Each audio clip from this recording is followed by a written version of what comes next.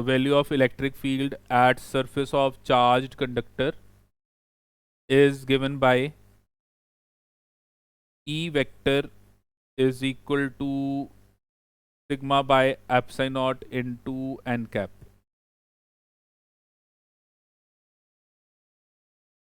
तो अगर कोई भी मेरे पास चार्ज कंडक्टर है, पहले मैं एक सिंपल केस लेता हूं।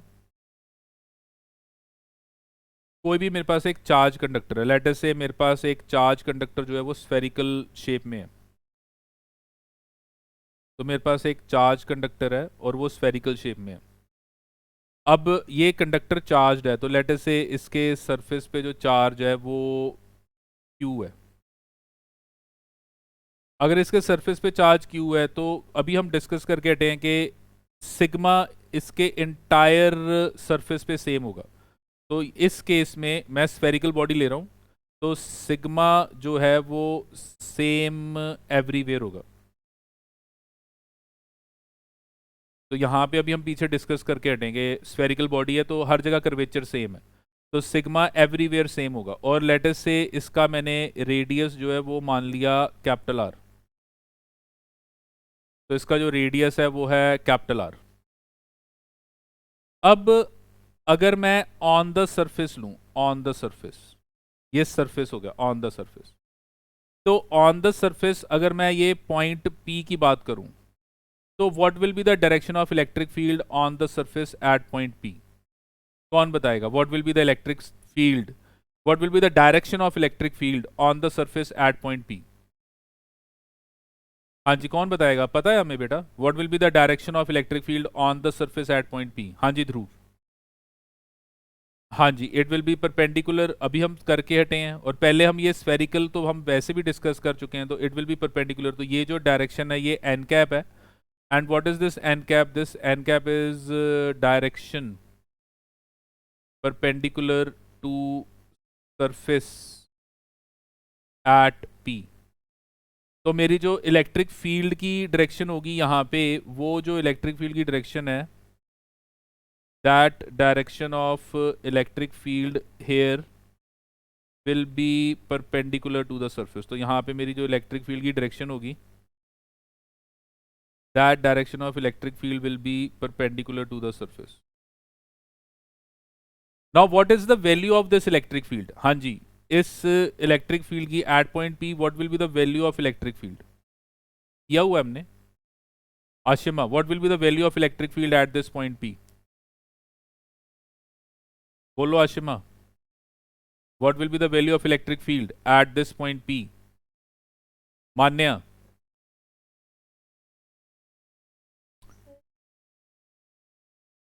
बेटा spherical charged conductor, electric field on the surface, अभी टेस्ट देके हटे हो।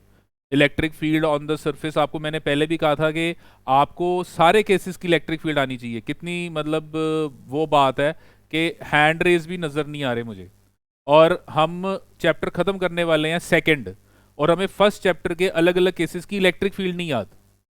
प्रेरित, क्या वैल्यू होगी electric field on the surface? 1/4πε0 Q over capital R square, where R is the radius and Q is the charge of the given sphere। अब इस case में जो मेरे पास सिग्मा होगा, that will be equal to Q over 4πr square, because sigma is charge per unit area, और इस पूरे surface के लिए, पूरे सरफेस के लिए एवरीवेयर सिग्मा इज सेम। तो यहाँ पे मेरे पास जो Q की वैल्यू है that is sigma into 4πr²। तो ये जो मेरे पास यहाँ पे वैल्यू आ जाएगी, वो आ जाएगी इलेक्ट्रिक फील्ड इज 1/4πε0, और Q की वैल्यू हो गई sigma into 4πR² over R²। तो ये जो R² है, R² कैंसिल, 4π कैंसिल, तो मेरे को यहाँ पे क्या मिला कि इलेक्ट्रिक फील्ड की जो मैग्नीट्यूड है वो कितना आ गया, सिग्मा बाय एप्सिलॉन नॉट। तो ये इलेक्ट्रिक फील्ड का मुझे मैग्नीट्यूड मिल गया on the surface, magnitude of electric field on the surface मिल गई मुझे, और ये जो है this is your direction of electric field, और वो जो डायरेक्शन है वो कौन सी डायरेक्शन बन रही है, n cap. Where what is n cap, what is n cap? N cap is direction perpendicular to the surface. तो जो एन कैप है, हम जो एन कैप ले रहे हैं वो डायरेक्शन है जो परपेंडिकुलर टू द सरफेस है। तो अगर आप ध्यान से देखो तो ये आपकी फील्ड का मैग्नीट्यूड हो गया, तो यही मैंने यहाँ लिखा हुआ है, तो ये फील्ड का मैग्नीट्यूड हो गया, ये मैंने यहाँ लिखा हुआ है। और डायरेक्शन जो मेरी बन रही है वो ये बन रही है एन कैप, जो परपेंडिकुलर टू द सरफेस है, और वही हमने यहाँ लिखी हुई है। तो ये हमारा रिलेशन बन गया। हाँ जी, ये समझ में आया कि ऑन द सरफेस जो आपकी इलेक्ट्रिक फील्ड होगी, कंडक्टर के अगर आप सरफेस के पास हो, या सरफेस के ऊपर हो, या सरफेस के बहुत पास हो, आउटसाइड, तो वहां पे जो इलेक्ट्रिक फील्ड होगी उसकी वैल्यू कितनी होगी, सिग्मा बाय एप्साई नॉट होगी। इतना क्लियर है सबको? यहां तक बात क्लियर है सिमरन? तो अब यहां पर ये जो केस था ये था फॉर सिग्मा बीइंग कांस्टेंट और सिग्मा बीइंग सेम एवरीवेयर। पर समटाइम्स एग्जामिनर कहता है कि नहीं, आप मुझे ये चीज प्रूव करके दिखाओ फॉर इररेगुलर बॉडी। ये तो अब सिंपल केस हो गया, रेगुलर बॉडी। अगर अब इररेगुलर बॉडी के लिए मैंने यही चीज प्रूव करनी है, तो मेरे पास अब यहां पर एक इररेगुलर बॉडी आ गई। तो ये मेरे पास एक कंडक्टर है, और ये इररेगुलर शेप है, और ये कंडक्टर एक चार्ज्ड कंडक्टर है। So I want to prove this same relation. तो मैं यही चीज प्रूव करना चाहता हूं फॉर इररेगुलर बॉडी। इररेगुलर का मतलब क्या है कि यहाँ पे कर्वेचर सेम नहीं है। तो कर्वेचर सेम नहीं है तो सिग्मा इज डिफरेंट,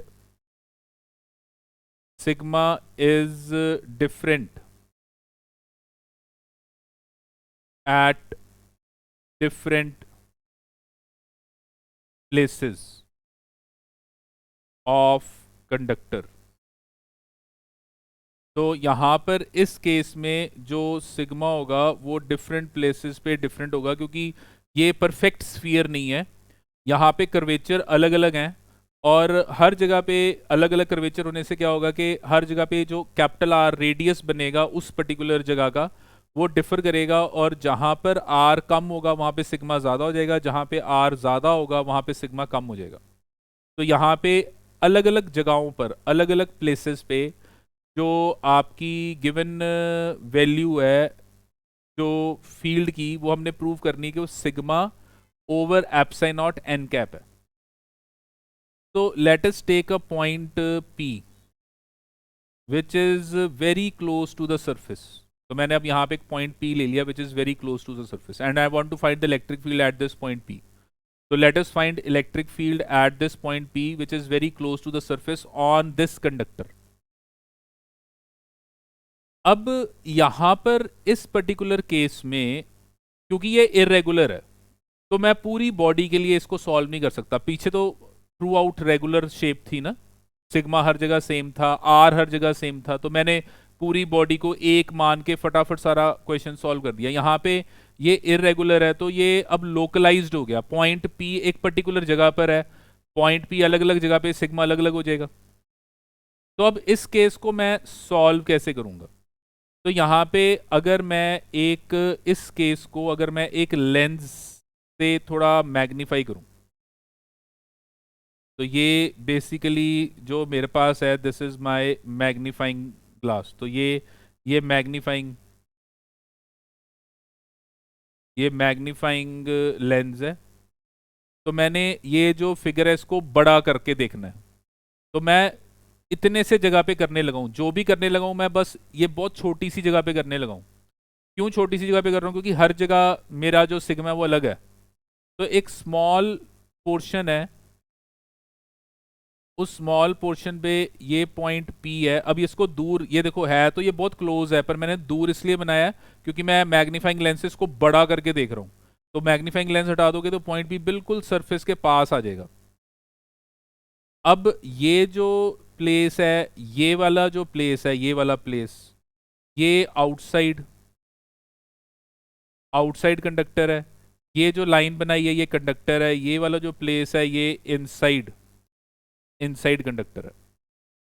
अब इनसाइड कंडक्टर, आपको पता है कि inside conductor electric field zero होती है, मतलब कंडक्टर के अंदर हमें पता है इलेक्ट्रिक फील्ड जीरो है। तो ये जो गिवन रीजन है यहाँ पे इलेक्ट्रिक फील्ड जो है वो जीरो है। और मैंने जो इलेक्ट्रिक फील्ड निकालनी है वो पॉइंट P पे निकालनी है। और हमें पता है कि जो इलेक्ट्रिक फील्ड है that will be perpendicular to the surface. ये हमें पता है कि इलेक्ट्रिक, क्योंकि पीछे हम प्रूव कर चुके हैं कि electric field will always be perpendicular to the surface. तो यहाँ पे ये मेरे पास चार्ज्ड कंडक्टर है, तो ये कंडक्टर पे ऐसे चार्ज है, ये पॉइंट P है। मैं इस पॉइंट P पे इलेक्ट्रिक फील्ड निकालना चाहता हूँ। और ये जो एन कैप है, this is direction perpendicular to the surface. तो n cap here is, this n cap is direction perpendicular to surface. Now I want to find electric field at point P. Now to find this electric field at point P, what I do is I draw a Gaussian surface. So I draw a Gaussian surface in form of a cylinder with one circular face at point P. तो जो उसका एक circular face है वो point P पे आ गया, and other circular face inside the conductor. तो जो दूसरा सर्कुलर फेस है that is inside the conductor. वो इसलिए ताकि चार्ज आए। अगर सारा सिलेंडर बाहर ही ले लूंगा तो चार्ज नहीं आएगा इस गॉसियन सरफेस में। तो इस गॉसियन सरफेस में आपके पास चार्ज सिर्फ तभी आएगा अगर आपका ये जो गॉसियन सरफेस है कुछ पोर्शन बाहर है कुछ पोर्शन अंदर है। तो ये क्लोज्ड सिलेंडर है जिसके तीन फेस हो गए। कौन से तीन फेस हो गए? एक आपका टॉप फेस हो गया सर्कुलर, एक आपका बॉटम फेस हो गया सर्कुलर, और एक आपके पास लेटरल फेस हो गया। नाउ दिस पर्टिकुलर फेस जो मैंने लिया है इसके अंदर चार्ज कितना होगा? तो ये जो पोर्शन सर्कुलर पोर्शन आएगा this will be your charge which is inside. तो ये जो पोर्शन आएगा, इतना जो पोर्शन आएगा, this will be your charge inside the Gaussian surface. तो ये जो पोर्शन आएगा, ये जो पोर्शन मैंने रेड किया है, this portion is the charge inside the Gaussian surface, ये वाला। तो if I consider the top face to be of area S, अगर मैं ये जो टॉप फेस है इस टॉप फेस का अगर एरिया S मान लूं, तो ये जो मेरा गिवन रेड फेस है इसका एरिया भी S होगा, क्योंकि ये सर्कुलर फेस सिलेंडर का टॉप अगर S है तो सिलेंडर का बॉटम जो है वो भी S होगा, और सिलेंडर का बॉटम जो है वो भी S होगा। और मेरे पास यहाँ पर ये जो गिवन केस में जो given charge inside the Gaussian surface होगा, तो Q is the charge inside Gaussian surface. तो ये जो चार्ज है जो इनसाइड गॉसियन सरफेस होगा, ये चार्ज मेरे पास एक बहुत स्मॉल चार्ज होगा, क्योंकि ये ऑब्वियसली बहुत लोकलाइज्ड है, तो ये चार्ज dq हो जाएगा। तो ये जो चार्ज इनसाइड गॉसियन सरफेस होगा dq, इसकी वैल्यू कितनी होगी? उसकी वैल्यू जो यहाँ पे आपका सिग्मा होगा, लेट अस से इनसाइड ये जो सरफेस है इसका यहाँ पे सरफेस चार्ज डेंसिटी सिग्मा है, इस पॉइंट P पे सरफेस चार्ज डेंसिटी सिग्मा है, तो फिर यहाँ पे हो जाएगा सिग्मा इंटू S। तो जो charge inside this Gaussian surface होगा वो सिग्मा इंटू S हो जाएगा। और यहाँ पे जो इलेक्ट्रिक फील्ड होगी वो हम पढ़ के हटेंगे, electric field will be perpendicular to the surface. पीछे हम ये शो करके हटे हैं कि electric field will always be perpendicular to the surface. तो at point P electric field will be directed in the direction of n cap. Why because पीछे show किया है कि electric field will always be perpendicular to the surface, तो E vector will be directed in the direction of N cap. Now applying Gauss law, तो according to Gauss law, flux link with this cylinder, ये जो मैंने cylinder बनाया छोटा सा, इसका जो फ्लक्स होगा वो क्या हो जाएगा, E dot D s integral for close surface will be equal to d q by epsilon not. और अगर ये d q by epsilon not, तो ये जो ई है ये तीन फेसेस का बना हुआ है, ये क्लोज्ड फेस है, ये क्लोज्ड फेस है, तो ये क्लोज्ड फेस तीन फेसेस का बना हुआ है. तो वो तीन फेसेस क्या बनेंगे, एक फेस हो जाएगा E dot D S for one face, तो वन फेस मेरा ये बन गया, ये मेरा one face, E dot D S for one face. फिर मेरे पास नेक्स्ट आ गया plus E dot D S for second face, तो मेरा जो सेकेंड फेस है वो ये हो गया, E dot D S for second face. फिर मेरे पास आ गया E dot D S for lateral face, तो E dot D S for lateral space, तो ये जो साइड्स हैं, और इन सब का जो आंसर है that will B sigma into S by epsilon not. तो मेरे पास इन सब का जो आंसर आएगा that will B sigma into S by epsilon not.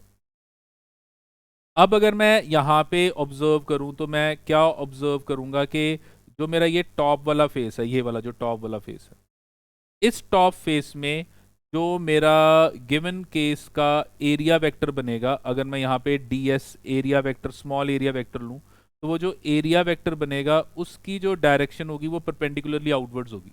तो ये जो ई वेक्टर और डी एस वेक्टर है, ये जो ई वेक्टर और डी एस वेक्टर है, इनका जो थीटा यहाँ पे बनेगा वो जीरो हो जाएगा, क्योंकि ई और डी एस की डायरेक्शन सेम बन रही है. और जो मेरे पास नीचे वाला फेस होगा, ये वाला जो नीचे वाला फेस है, सेकंड फेस, इस सेकंड फेस में अगर मैं ध्यान से देखूं तो ये सेकंड फेस जो है वो इनसाइड द कंडक्टर है, और इनसाइड द कंडक्टर यहाँ पे इलेक्ट्रिक फील्ड जीरो है. तो इनसाइड द कंडक्टर यहाँ पे ये जो मेरी इलेक्ट्रिक फील्ड होगी वो जीरो हो जाएगी, इलेक्ट्रिक फील्ड जीरो हो जाएगी. अगर इलेक्ट्रिक फील्ड जीरो हो गई तो ये तो पूरी टर्म ही जीरो हो गई. और अगर मैं यहाँ पे ये जो लेटरल फेस, थर्ड फेस है, अगर मैं लेटरल फेस देखूं, तो लेटरल फेस में अगर मैं ये जो थर्ड फेस, अगर मैं इस थर्ड फेस का एरिया वेक्टर बनाऊं, तो थर्ड फेस का एरिया वेक्टर ऐसे परपेंडिकुलर होगा, और इलेक्ट्रिक फील्ड जो है वो सरफेस के परपेंडिकुलर है. तो अगर मैं ध्यान से देखूं तो मेरे पास यहाँ पे in between the area vector and your electric field जो एंगल यहाँ बन रहा है, वो एंगल मेरे पास कितना बन रहा है, 90. तो इसका मतलब ये हुआ कि ई डॉट डी एस ये भी जीरो हो जाएगा. तो रह क्या गया, सिर्फ फर्स्ट सरफेस रह गया. और अगर आप ध्यान से देखो तो फर्स्ट सरफेस जो रह गया वहीं पे आपका पॉइंट है, जो पॉइंट जहां पे इलेक्ट्रिक फील्ड निकालना चाहते थे, ये पॉइंट जहां पे आप इलेक्ट्रिक फील्ड निकालना चाहते थे वो फर्स्ट फेस पे ही है. और फर्स्ट फेस पे आपने जो इलेक्ट्रिक फील्ड मानी है वो ये ई मानी है, आपने माना है कि फर्स्ट फेस पे इलेक्ट्रिक फील्ड ई है. तो यहाँ पर मेरे पास इसको जब मैं फर्दर सॉल्व करूँगा तो ये मेरे पास आ जाएगा E d s cos of zero first face is equal to sigma s by epsilon not. और इसको अब मैं जब फर्दर सॉल्व करूँगा तो यहाँ पे ई बार आ गया, integral of d S for first face will be equal to sigma s by epsilon not. और ये जो इंटेग्रल ऑफ डी एस है ये पूरे वो सर्कुलर का एरिया हो जाएगा, तो सर्कुलर का एरिया जो है वो आपके पास एस माना है आपने.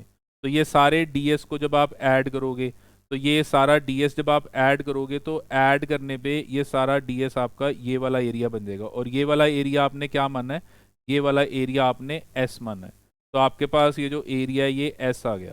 तो जब ये एरिया एस आ गया तो ये और ये कैंसिल हो गए, तो मेरे पास जो इलेक्ट्रिक फील्ड आई that will be equal to sigma by epsilon not. तो मेरे पास जो इलेक्ट्रिक फील्ड आ गई वो सिग्मा बाय एप्सिलॉन नॉट आ गई. और direction perpendicular to the surface वो तो हम पहले कह ही चुके हैं. तो electric field will be equal to sigma by epsilon not into n cap. तो समटाइम्स एग्जामिनर कहता है कि इरेगुलर सरफेस के लिए प्रूव करो, तो ये इरेगुलर सरफेस को लेके हमने इलेक्ट्रिक फील्ड का फॉर्मूला जो है ऑन द सरफेस प्रूव किया है कि सरफेस के ऊपर या जस्ट आउटसाइड, सरफेस के ऊपर या जस्ट आउटसाइड जो इलेक्ट्रिक फील्ड होगी उसकी वैल्यू कितनी होगी, sigma by epsilon not into n cap. और इसका मतलब ये हुआ कि जो पीछे हमने ये वाला केस किया था, कौन सा केस किया था कि सिग्मा जो है वो कभी कभी अलग हो सकता है। तो सिग्मा अगर कभी कभी अलग हो सकता है, ये वाला जो केस हमने किया था, इसमें अगर मैं ये वाली बॉडी को ऑब्जर्व करूं, ये वाली बॉडी को अगर मैं ऑब्जर्व करूं, ये वाली बॉडी को, तो इस केस में मैं क्या ऑब्जर्व करूंगा कि ये वाला जो शार्प एज है, ये वाला जो शार्प एज है जहां पे सिग्मा मैक्सिमम है, ये वाला जो शार्प एज है जहां पे सिग्मा मैक्सिमम है, यहां पर आपकी जो इलेक्ट्रिक फील्ड होगी, ये वाला जो शार्प एज है, यहां पे जो इलेक्ट्रिक फील्ड होगी वो भी मैक्सिमम होगी। क्यों मैक्सिमम होगी? क्योंकि अभी हमने कहा था कि जो इलेक्ट्रिक फील्ड आएगी that will B sigma by epsilon not. तो जिस जगह का सिग्मा ज्यादा होगा वहां पे इलेक्ट्रिक फील्ड भी ज्यादा होगी, तो देखने में यूनिफॉर्मली चार्ज डिस्ट्रीब्यूटेड होगा, लेकिन शार्प एजेस पे फील्ड बहुत ज्यादा होगी। और शार्प एजेस पे फील्ड ज्यादा इसलिए होगी क्योंकि शार्प एजेस का सिग्मा हाई होगा, और वो शार्प एजेस का सिग्मा हाई होने से फील्ड भी ज्यादा होगी। तो ये हमारा कंसेप्ट है। तो चेक करो, अगर इसमें कोई चीज नहीं पता लगी तो हैंड रेज करके पूछ लो। तो if any point is not clear, you can raise your hand and ask the question.